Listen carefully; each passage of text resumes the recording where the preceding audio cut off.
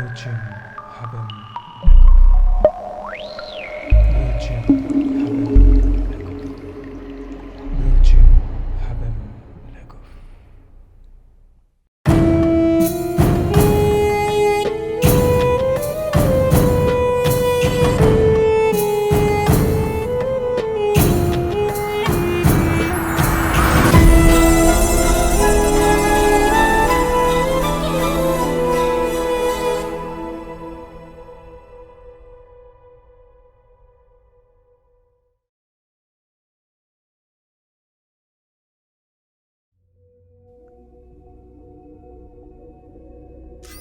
ഭൂമിക്ക് പുറത്തും ജീവനുണ്ട്.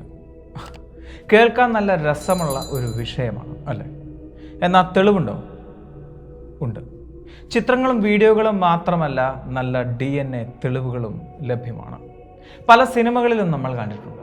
ഒരു കൂട്ടം അന്യഗ്രഹ ജീവികൾ ഭൂമിയെ അന്വേഷിച്ച് വരുന്നതും അവർ തിരിച്ചു പോകുമ്പോൾ അവരിൽ ഒന്ന് ഭൂമിയിൽ അകപ്പെട്ടു പോകുന്നതും അതിനുശേഷം അതിനെ അന്വേഷിച്ച് അവർ തിരിച്ചു വരുന്നതുമൊക്കെ. എന്നാൽ ഇത് സിനിമകളിൽ മാത്രം നടക്കുന്ന ഒരു വിഷയമല്ല. നമ്മുടെ ഭൂമിയിലും അങ്ങനെ ഒന്ന് സംഭവിച്ചിട്ടുണ്ട്.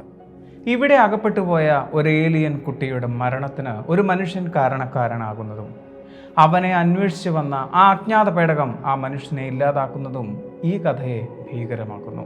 വെറും കെട്ടുകഥ പോലെ തോന്നാവുന്ന ഈ ഒരു കഥ വെറും കഥയല്ലാതായി മാറുന്നത് ചില തെളിവുകൾ കാരണമാണ്. കയറിപ്പോരും ചങ്ങായിമാരെ, Beypore സുൽത്താൻ്റെ ദുനിയാവിലേക്ക്.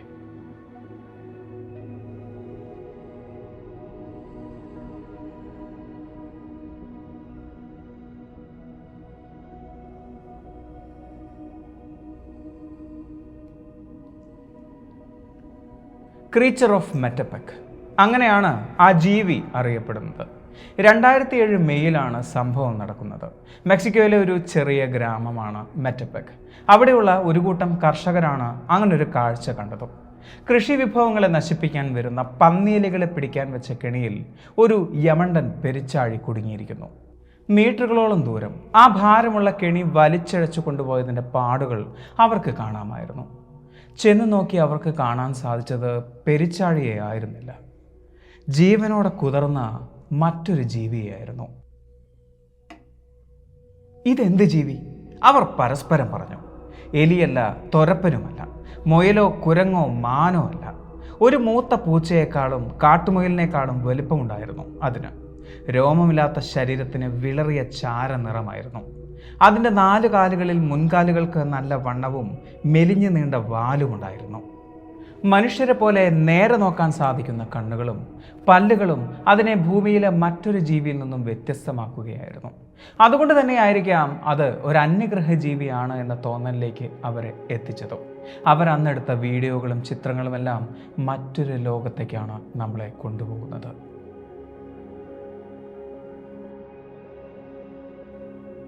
Meet mister Mario Moreno Lopez. ജീവിച്ചിരുന്നെങ്കിൽ ഇന്ന് 99 വയസ്സ്.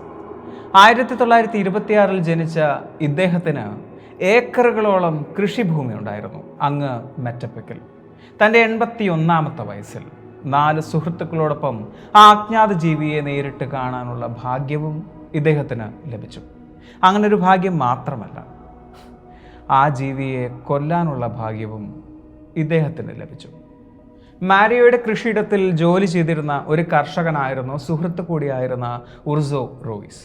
അന്ന് രാവിലെ റൂയിസിൻ്റെ ഉറക്കെയുള്ള നിലവിളി കേട്ടാണ് മറ്റുള്ളവരെല്ലാം എഴുന്നേൽക്കുന്നതും അവിടെ ഓടിക്കൂടുന്നതും. ഫാം ഹൗസിൽ നിന്നും പുറത്തേക്കിറങ്ങിയ മാരിയോ കണ്ടത് ഒരു കൂട്ടമായി അവർ നിൽക്കുന്ന കാഴ്ചയാണ്. തൻ്റെ 3 സുഹൃത്തുക്കളും എന്തോ കണ്ട് അമ്പരന്ന് നിൽക്കുകയാണ് എന്നയാൾക്ക് മനസ്സിലായി. വേച്ച് അയാൾ അവരുടെ അടുത്തെത്തി. അയാളുടെ കയ്യിൽ ഒരു നീളൻ തോക്കുമുണ്ടായിരുന്നു. അവരെ വകഞ്ഞു മാറ്റിക്കൊണ്ട് അയാൾ ആ കാഴ്ച കണ്ടു. അതുകണ്ട് അയാളും ഞെട്ടിപ്പോവുകയായിരുന്നു. അന്ന് വരെ കണ്ടിട്ടില്ലാത്ത ഒരു അജ്ഞാത ജീവി. ഉണ്ട കണ്ണുകളും കൂർത്ത പല്ലുകളും അയാളെ ഭയപ്പെടുത്തി. എങ്ങനെയെങ്കിലും ഈ കെണിയിൽ നിന്നും അത് പുറത്തു വന്നാൽ അത് വലിയ അപകടമായിരിക്കും സൃഷ്ടിക്കുക എന്ന ഭയത്തിൽ അതിനെ കൊല്ലാൻ അവർ തീരുമാനിച്ചു. ആ കൃത്യത്തിന് മുൻകൈയെടുത്തത് മാരിയോ തന്നെയായിരുന്നു. അയാളത് ചെയ്യുകയും ചെയ്തു. തൻ്റെ ക്യാമറയിൽ അതിൻ്റെ ഒരുപാട് ചിത്രങ്ങൾ അയാൾ പകർത്തി. അതിന് പകരം നൽകേണ്ടി വരുന്നത് തൻ്റെ ജീവനായിരിക്കും എന്നറിയാതെ.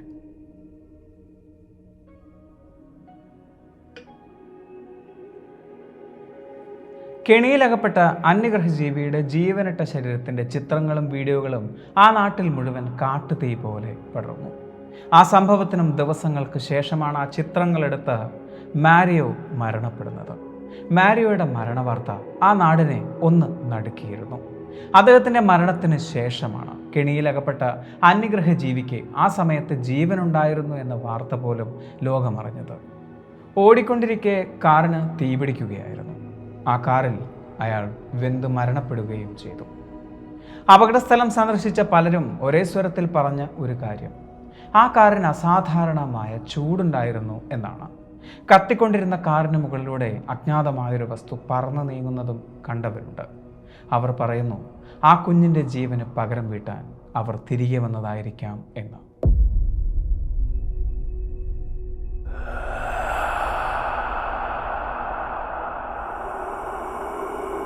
മിസ്റ്റർ മാരിയോ, ആ ജീവിയെ ആദ്യമായി കണ്ടപ്പോൾ നിങ്ങൾ പറഞ്ഞത് അതൊരു ഗ്രേ ഏലിയൻ്റെ കുഞ്ഞായിരിക്കാം, അല്ലെങ്കിൽ ലൂസിയാന സ്വാം മോൺസ്റ്ററിൻ്റെ കുഞ്ഞായിരിക്കാം എന്നായിരുന്നു. എന്തുകൊണ്ടാണ് അങ്ങനെ പറഞ്ഞത്? കാഴ്ചയിൽ കണ്ട അപരിചിതത്വം കൊണ്ട് മാത്രമാണോ? ലൂസിയാന സ്വാം മോൺസ്റ്റർ എന്ന സങ്കല്പത്തിൻ്റെ തുടക്കം 1963 ഹാലൻ ഫോർഡ് എന്ന വൈൽഡ് ലൈഫ് ഫോട്ടോഗ്രാഫർ മാനുകളെ ചിത്രീകരിക്കാൻ വേണ്ടി ലൂസിയാന വുഡ്സിൽ എത്തിയതായിരുന്നു. ആ ക്യാമറയിലാണ് ആ ഭീകരജീവി ആദ്യമായി കുടുങ്ങിയത്.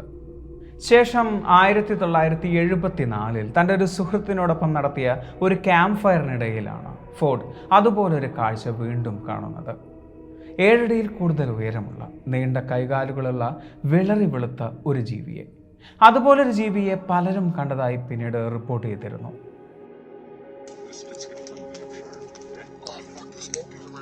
You've been sharpening for like 2 hours. You hear something?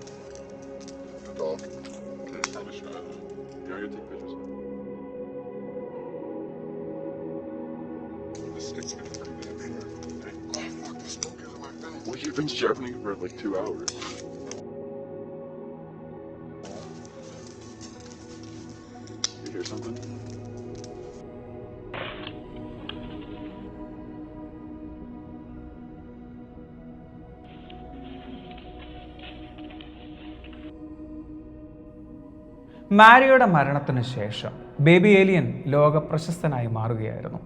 അതിലൂടെയാണ് പ്രശസ്ത ജേർണലിസ്റ്റ് ആയിട്ടുള്ള ജെയ്മി മോസൻ ആ മൃതശരീരത്തെക്കുറിച്ച് അറിയുന്നതും വലിയ വിലയ്ക്ക് ആ ഏലിയൻ മൃതശരീരം അദ്ദേഹം വാങ്ങുന്നതും.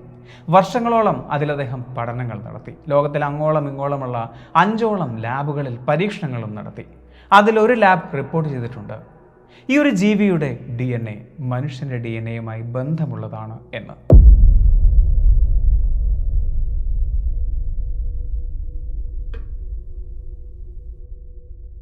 മിസ്റ്റർ മാരിയോ, നിങ്ങളുടെ മുമ്പിൽ വെച്ച് മരണപ്പെട്ട അല്ല, നിങ്ങൾ കൊലപ്പെടുത്തിയ ആ ജീവി, അല്ലെങ്കിൽ നിങ്ങളുടെ മരണത്തിന് കാരണക്കാരനാണ് എന്ന് പലരും വിശ്വസിക്കുന്ന ആ ജീവി ഒരു അന്യഗ്രഹ ജീവിയാണ് എന്നോ, അല്ലെങ്കിൽ അത് ഭൂമിയിലുള്ള ഒരു ജീവിയല്ല എന്നോ നിങ്ങൾ വിശ്വസിക്കുന്നുണ്ടോ? വിശ്വസിച്ചാലും ഇല്ലെങ്കിലും മാരിയോയുടെ മരണത്തിനും 3 വർഷങ്ങൾക്ക് ശേഷം ചാനൽ 4 നടത്തിയ ഒരു ഏലിയൻ ഇൻവെസ്റ്റിഗേഷൻ സീരീസിൻ്റെ ഭാഗമായി ക്രീച്ചർ ഓഫ് മെറ്റപ്പക് എന്നത് കെട്ടിച്ചമച്ച ഒരു കഥ മാത്രമായിരുന്നു എന്ന് തെളിഞ്ഞിട്ടുണ്ട്. അതെ, അന്ന് മാരിയോ ഉൾപ്പെടുന്ന ആ അന്യഗ്രഹജീവിയെ നേരിട്ട് കണ്ടു എന്ന് അവകാശപ്പെട്ട ആ 4 പേരിൽ ഒന്നാമനായ ഉർസോ റോയിസ് ആണ് ഈ ഒരു കഥയുടെ സൂത്രധാരൻ. അദ്ദേഹമായിരുന്നു അന്യഗ്രഹജീവിയെ, കെണിയിലകപ്പെട്ട അന്യഗ്രഹജീവിയെ ആദ്യമായി കണ്ടത്. മാരിയോയുടെ മരണത്തിന് ശേഷം ഈ ഒരു കഥ തൻ്റെ കൈവിട്ടു പോയി എന്നത് മനസ്സിലാക്കിയ അദ്ദേഹത്തിന് പിന്നീടുള്ള നാളുകൾ ഭയത്തിൻ്റെ നാളുകളായിരുന്നു. ആ ഭയത്തിന് ഒരു മാറ്റം സംഭവിക്കുന്നത് സ്വപ്നവിലയ്ക്ക് ആ മൃതദേഹം ജെയ്മി മോസൻ വാങ്ങിയപ്പോഴാണ്. എന്നാൽ പിന്നീട് നടന്ന അന്വേഷണങ്ങൾ ആ ആത്മവിശ്വാസത്തെയും തകിടം മറിച്ചു. ചാനൽ 4ന് റോയിസ് നൽകിയ അഭിമുഖത്തിൽ അയാൾ പറയുന്നുണ്ട്, മൃഗശാലയിൽ എന്തോ ഒരു ജോലിക്ക് വേണ്ടി ചെന്നപ്പോൾ അവിടെ നിന്നും മോഷ്ടിച്ചെടുത്ത ഒരു കുരങ്ങൻ കുഞ്ഞായിരുന്നത്രേ അത്. അതിൻ്റെ തൊലി ഉരിഞ്ഞ് ഒരു കൗതുകത്തിനായിരുന്നു അയാൾ അതിനെ കെണിയിൽ കുടുക്കിയത്. ചത്ത ശേഷമാണ് അതിനെ കെണിയിൽ കുരുക്കിയത് എന്നും അയാൾ പറയുന്നു. അതായത് മാരിയോ, ആ ജീവിയെ ജീവനോടെ നിങ്ങൾ കണ്ടു എന്ന് പറഞ്ഞത് ഒരു കള്ളമാണ്. ആ ജീവിയെ നിങ്ങൾ കൊന്നു എന്ന് പറഞ്ഞതും കള്ളമാണ്. ആ ജീവിയെ നിങ്ങൾ കൊന്നതിന് പകരമായാണ് നിങ്ങളെ മറ്റു ചിലർ കൊന്നു എന്നത് ചിലർ വിശ്വസിക്കുന്നത് എന്നതും ഒരു വലിയ കള്ളമാണ്. ഒരുപാട് കള്ളങ്ങളുടെ ബലത്തിലാണല്ലോ മാരിയോ നിങ്ങൾ എൻ്റെ മുമ്പിലിരിക്കുന്നത്. ആ മൃതശരീരം ശാസ്ത്രീയമായി തന്നെ വിശകലനം ചെയ്യപ്പെട്ടു. അതിന് പിന്നിൽ പ്രൊഫസർ ഡൊണാൾഡ് ക്വിക്ക് ആയിരുന്നു. തലയോട്ടിയിലൂടെ തന്നെ അദ്ദേഹത്തിന് മനസ്സിലായി അത് ഒരു അമേരിക്കൻ കുരങ്ങനായിരുന്നു എന്ന്. അതായത് ക്രീച്ചർ ഓഫ് മെറ്റപെക് എന്ന് ലോകം മുഴുവൻ വിളിച്ചത് തൊലിയുരിക്കപ്പെട്ട സ്റ്റഫ് ചെയ്യപ്പെട്ട ഒരു അമേരിക്കൻ കുട്ടിക്കുരങ്ങൻ്റെ മൃതദേഹത്തെ ആയിരുന്നു എന്ന്. And the game is over. ഈ ഒരു വീഡിയോ നിങ്ങൾക്ക് ഇഷ്ടമായി എന്ന് വിചാരിക്കുന്നു. സുൽത്താൻ എപ്പോഴും പറയുന്നത് പോലെ സബ്സ്ക്രൈബുകൾ കൂമ്പാരമാകുമ്പോൾ പരിപാടി ഗംഭീരമാവും.